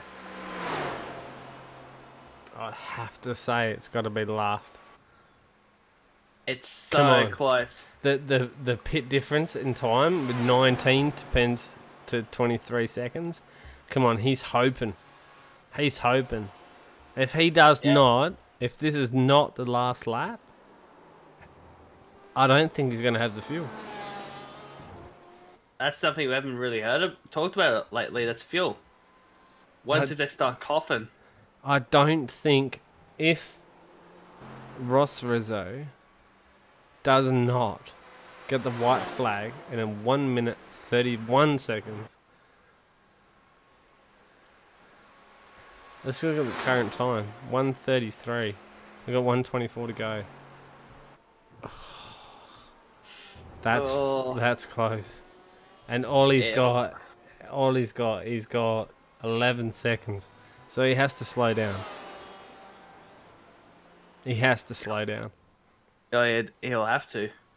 By my calculations, he has to slow down and let the time run out before he passes that start-finish line. Otherwise, he's going to do another lap, and I don't think he's going to have the fuel for it. 4 seconds of fuel in a GTE car. Chuck it in chat if you know how much 4 seconds gives you. Won't be a lot though. 2:21. Alright, let's go back. Steve Lattimore's on the back of Tyler Blackburn, but obviously Steve Lattimore's the boss man, and Tyler's just going to be like, I'll let him go. Otherwise, you're going to get fired. Let's go back. Liam Eagle, again, another racing Ausboy. Right at the back of David Clements, as they all make three-way passes here around a GT3 car. Tom Curran, surprise, surprise, still first up on the GT3s. Chad Hearn in second position. Can't pull your finger out, mate. You should be right up the back of him by now. I can give you shit because he's 1 and 2 anyway. Brenton West, number 3 in GT3s, sorry. Clean race tonight, mate. He's done well. Stephen Varga out of 4th in the GT3s. Let's go back up to Ross Rizzo and see how he's going to go with the fuel. He's just past Michelin Corner on the way to the 4G under the 4GT banner. Is he going to do it? I don't know. Time's run out, mate. The time's run out. We need to know. It's white flag. It is white flag. This is the last lap. There we go. Race over. Come across the final. Round the final corner he goes. Ross Rizzo. He's done it. On fuel.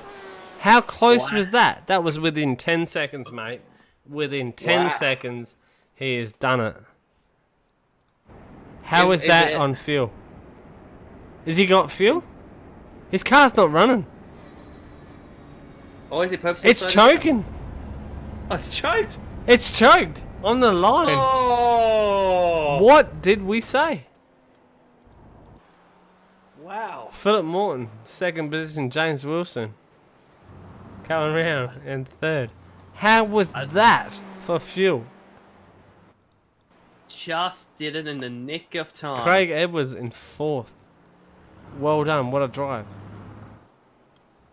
Did it in the nick of time. Holy smokes!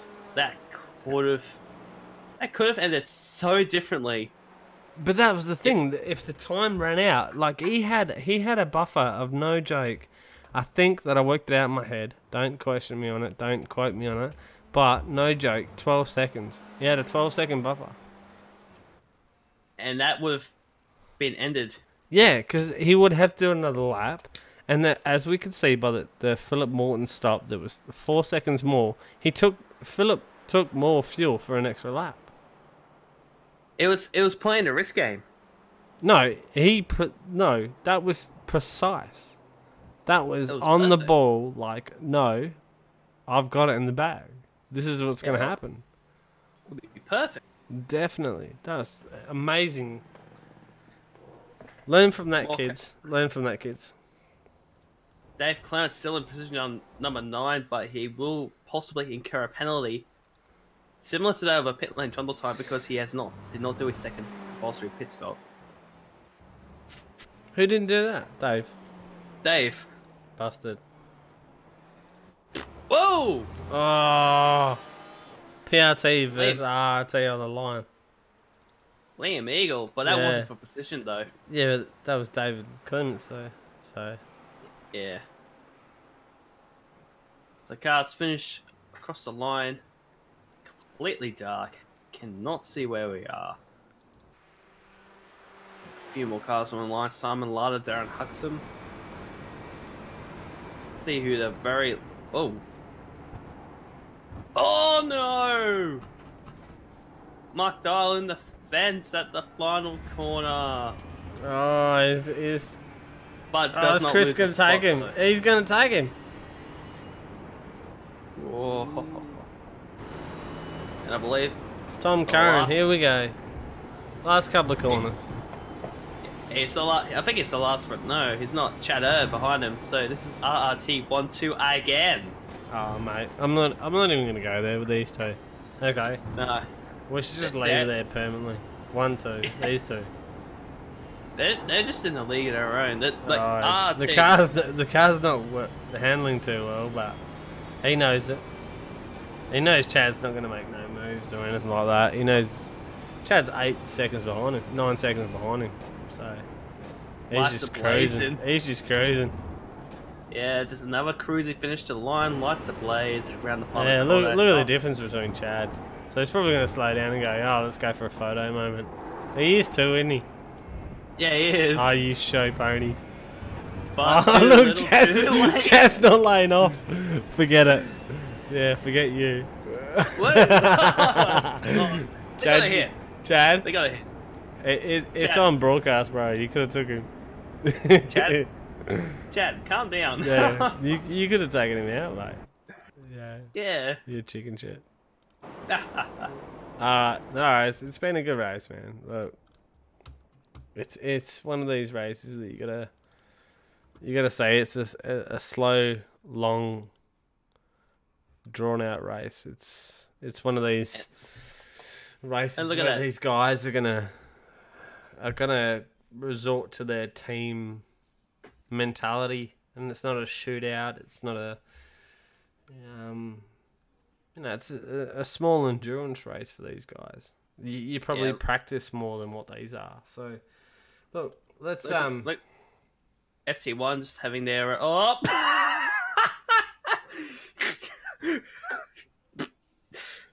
Who was that? Who just took him out? Oh, that's crashing into each other now. who's that? They're like all the FT1 drivers.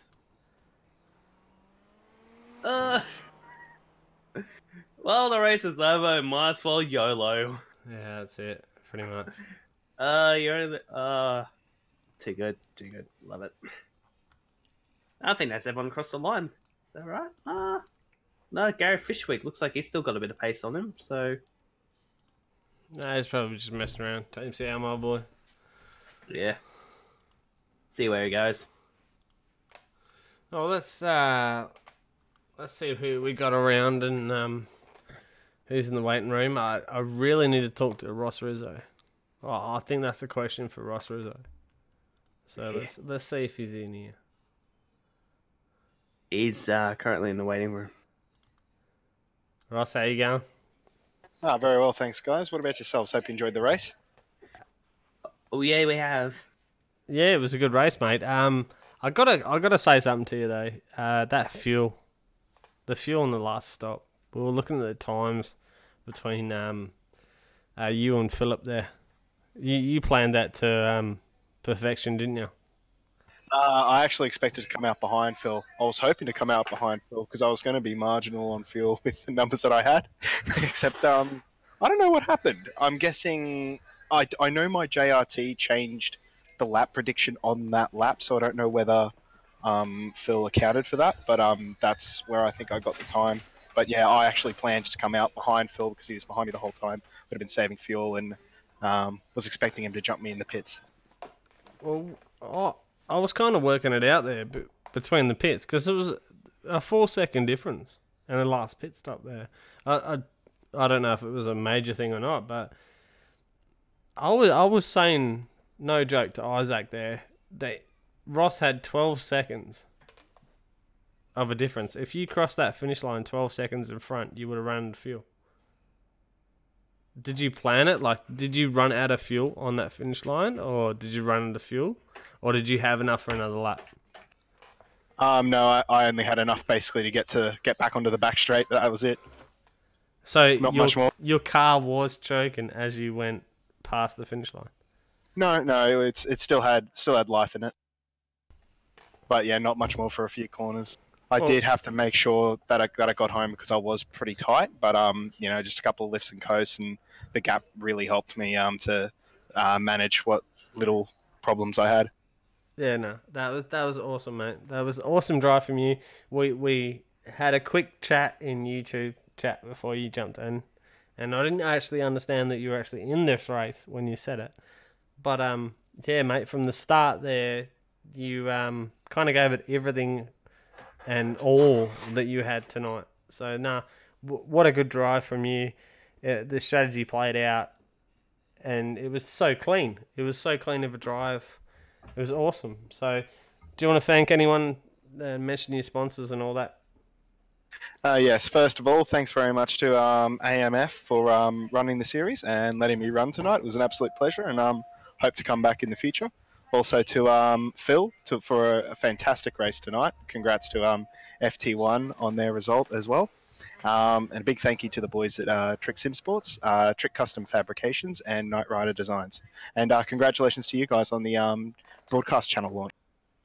Yeah, thanks, mate. We as we said at the start of the thing, with all amateurs, but we just try and give you guys a little bit of an insight to what your race was. It's nothing major, but mate, from start to finish, we were saying that Ross is in this race and how's he going to go and everything, but obviously you proved us in how you're going to race tonight, because we know you from multiple race series around iRacing, and you're a part of the community as much as well.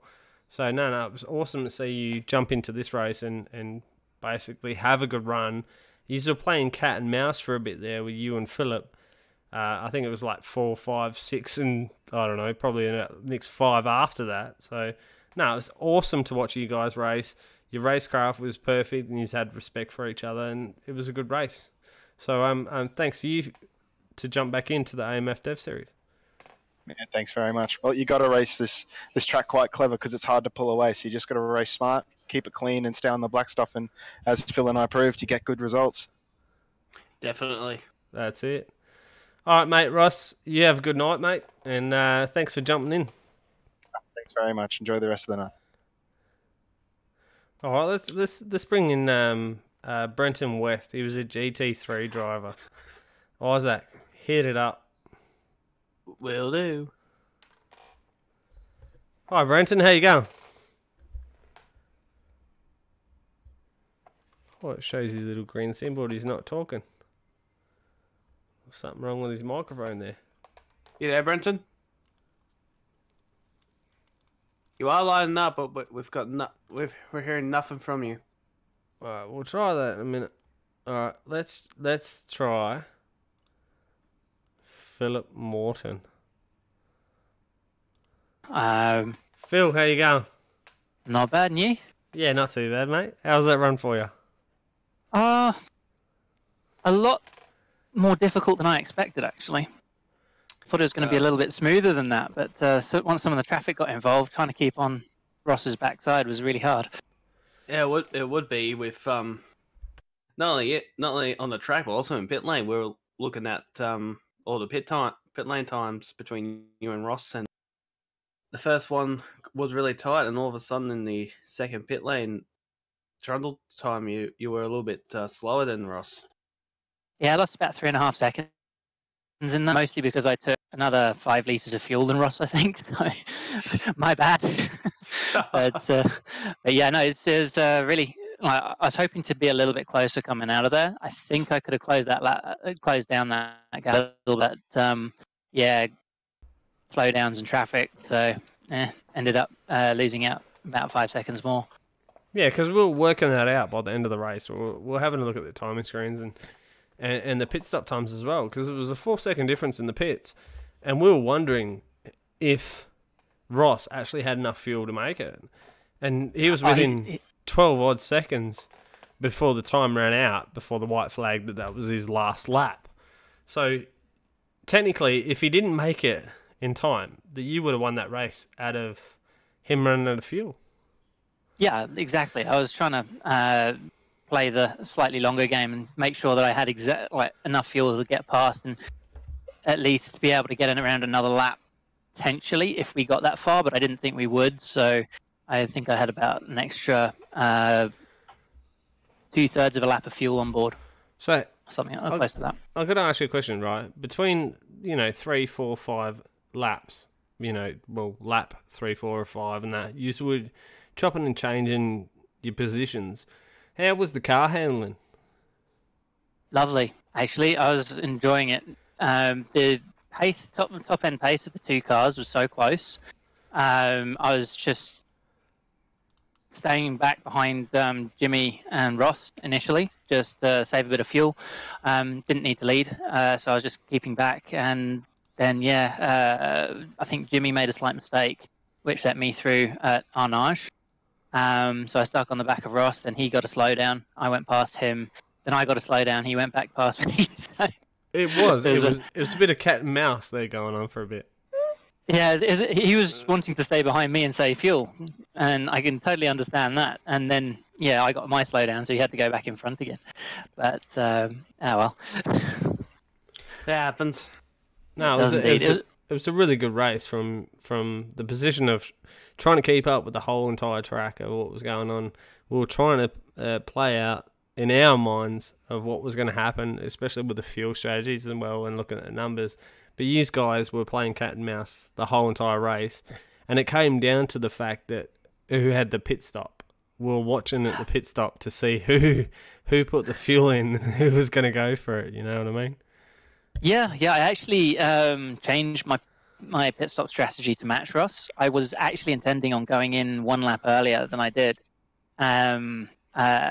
So who knows what would have happened, but I think that might have been a better option for me to do. Because in clean air, I think I had about 2 or 3 tenths on Ross if I didn't screw up the lap and get a slowdown. So yeah, it was close. He did a masterful race, did the least amount of mistakes, and got the win as a result, and deserved it fully.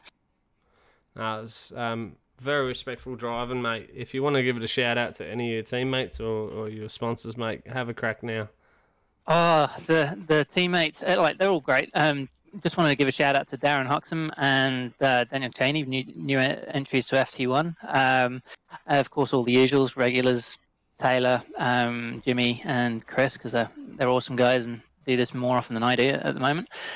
And our sponsors, we've got SRC, we've got Demon Tweaks. Got to really thank them. They've been really cool to us. We've got I can't remember the whole list. Damn it. Our sister team's actually just got a new sponsor, TechSense. So yeah, I'll have to go and get the list of all of them later. Nah, that's all good, mate. I made so many liveries of them, and I forget them still. That's what it's like with team racing, eh? When you got a lot of people. But look, mate, you definitely showed your racecraft tonight, and how you and Ross came into a series. No offense in saying this, he's not on the GT3 or GTE leaderboard, but he's came in and actually schooled the boys tonight by the gap that he's had, and he showed the professionalism of your driving, and I got to give you credit for that. It was amazing to see.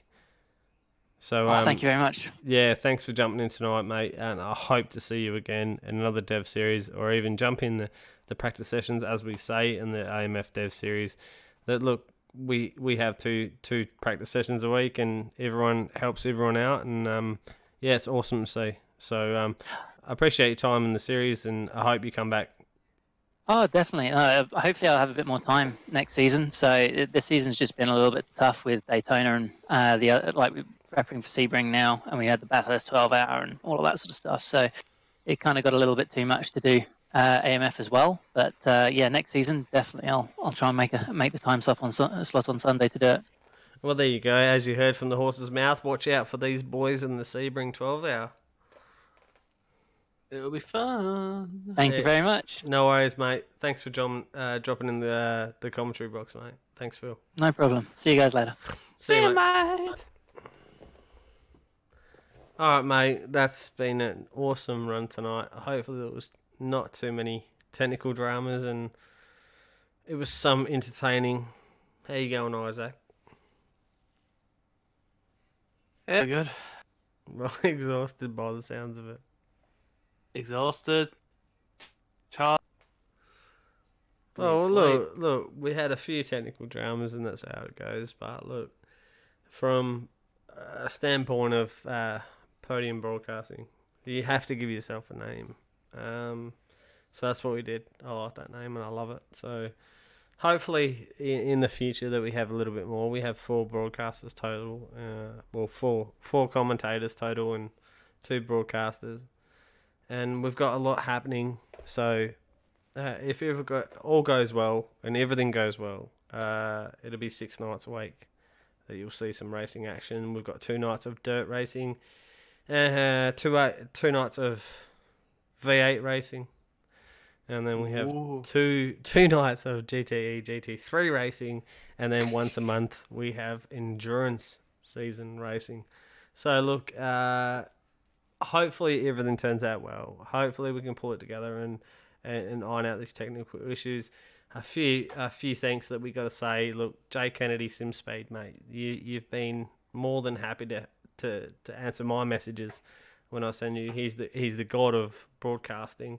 You know, Chris Kessie, thanks for your positivity. There's so many names I would love to mention at the moment. Ryan Colstead for give us a shot. It was a joke at first to start broadcasting, but this is what we've turned out to be. So it's turned out this far, so we might as well keep going with it and keep going with the brand and keep going with everything. So look, constructive criticism is more than welcome. Jump in Discord and tell me how much I'm messing up. I will laugh at you and then take it on board. But I appreciate everyone that views this. I appreciate everyone that supports us. I appreciate everyone that gives a like, a sub, or anything like that, all that kind of crap. I really appreciate it. We're doing this for the fun, and it's free, and we donate our time to let you guys and the iRacing community down under, that's another plug, if you want to face it that way, to enjoy and see your races after you race. You know, as a third point of view, we try and give camera time and to everyone. But it is pretty full on. But I thank you for tuning in, and I'll stop blabbling on now. But it's the first broadcast that technically is under podium. But I got to say a special mention to the AMF guys, and also Dave Clements at RMS. You guys have helped us out and made it what it is today. So, and also thanks Isaac because he steps up when I'm not around. Yeah, no worries. I'll be back here next week. Yeah, well, that's it. We've got Thursday night. We've got V8s on Thursday. We've got the Race and Pace series. You would have seen the videos at the start, and I will show you the video at the end. It is like a... what do you call it? It's like a heat series. It's like rallycross. Yeah, it's like rallycross, but in the V8s. But, you know, the funniest thing is they actually win real money. So it's going to be interesting to see. So it's a 5 race series, and hopefully next series that it'll probably go to a 10 to 12 race series. Worm Paints is the major sponsor, so hopefully that we can get enough numbers around that and win these guys some real money or even some really good paints. So also I would like to say thanks, Isaac, for joining me in the commentary box again. It's been a pleasure, and we'll see you next time. Will do.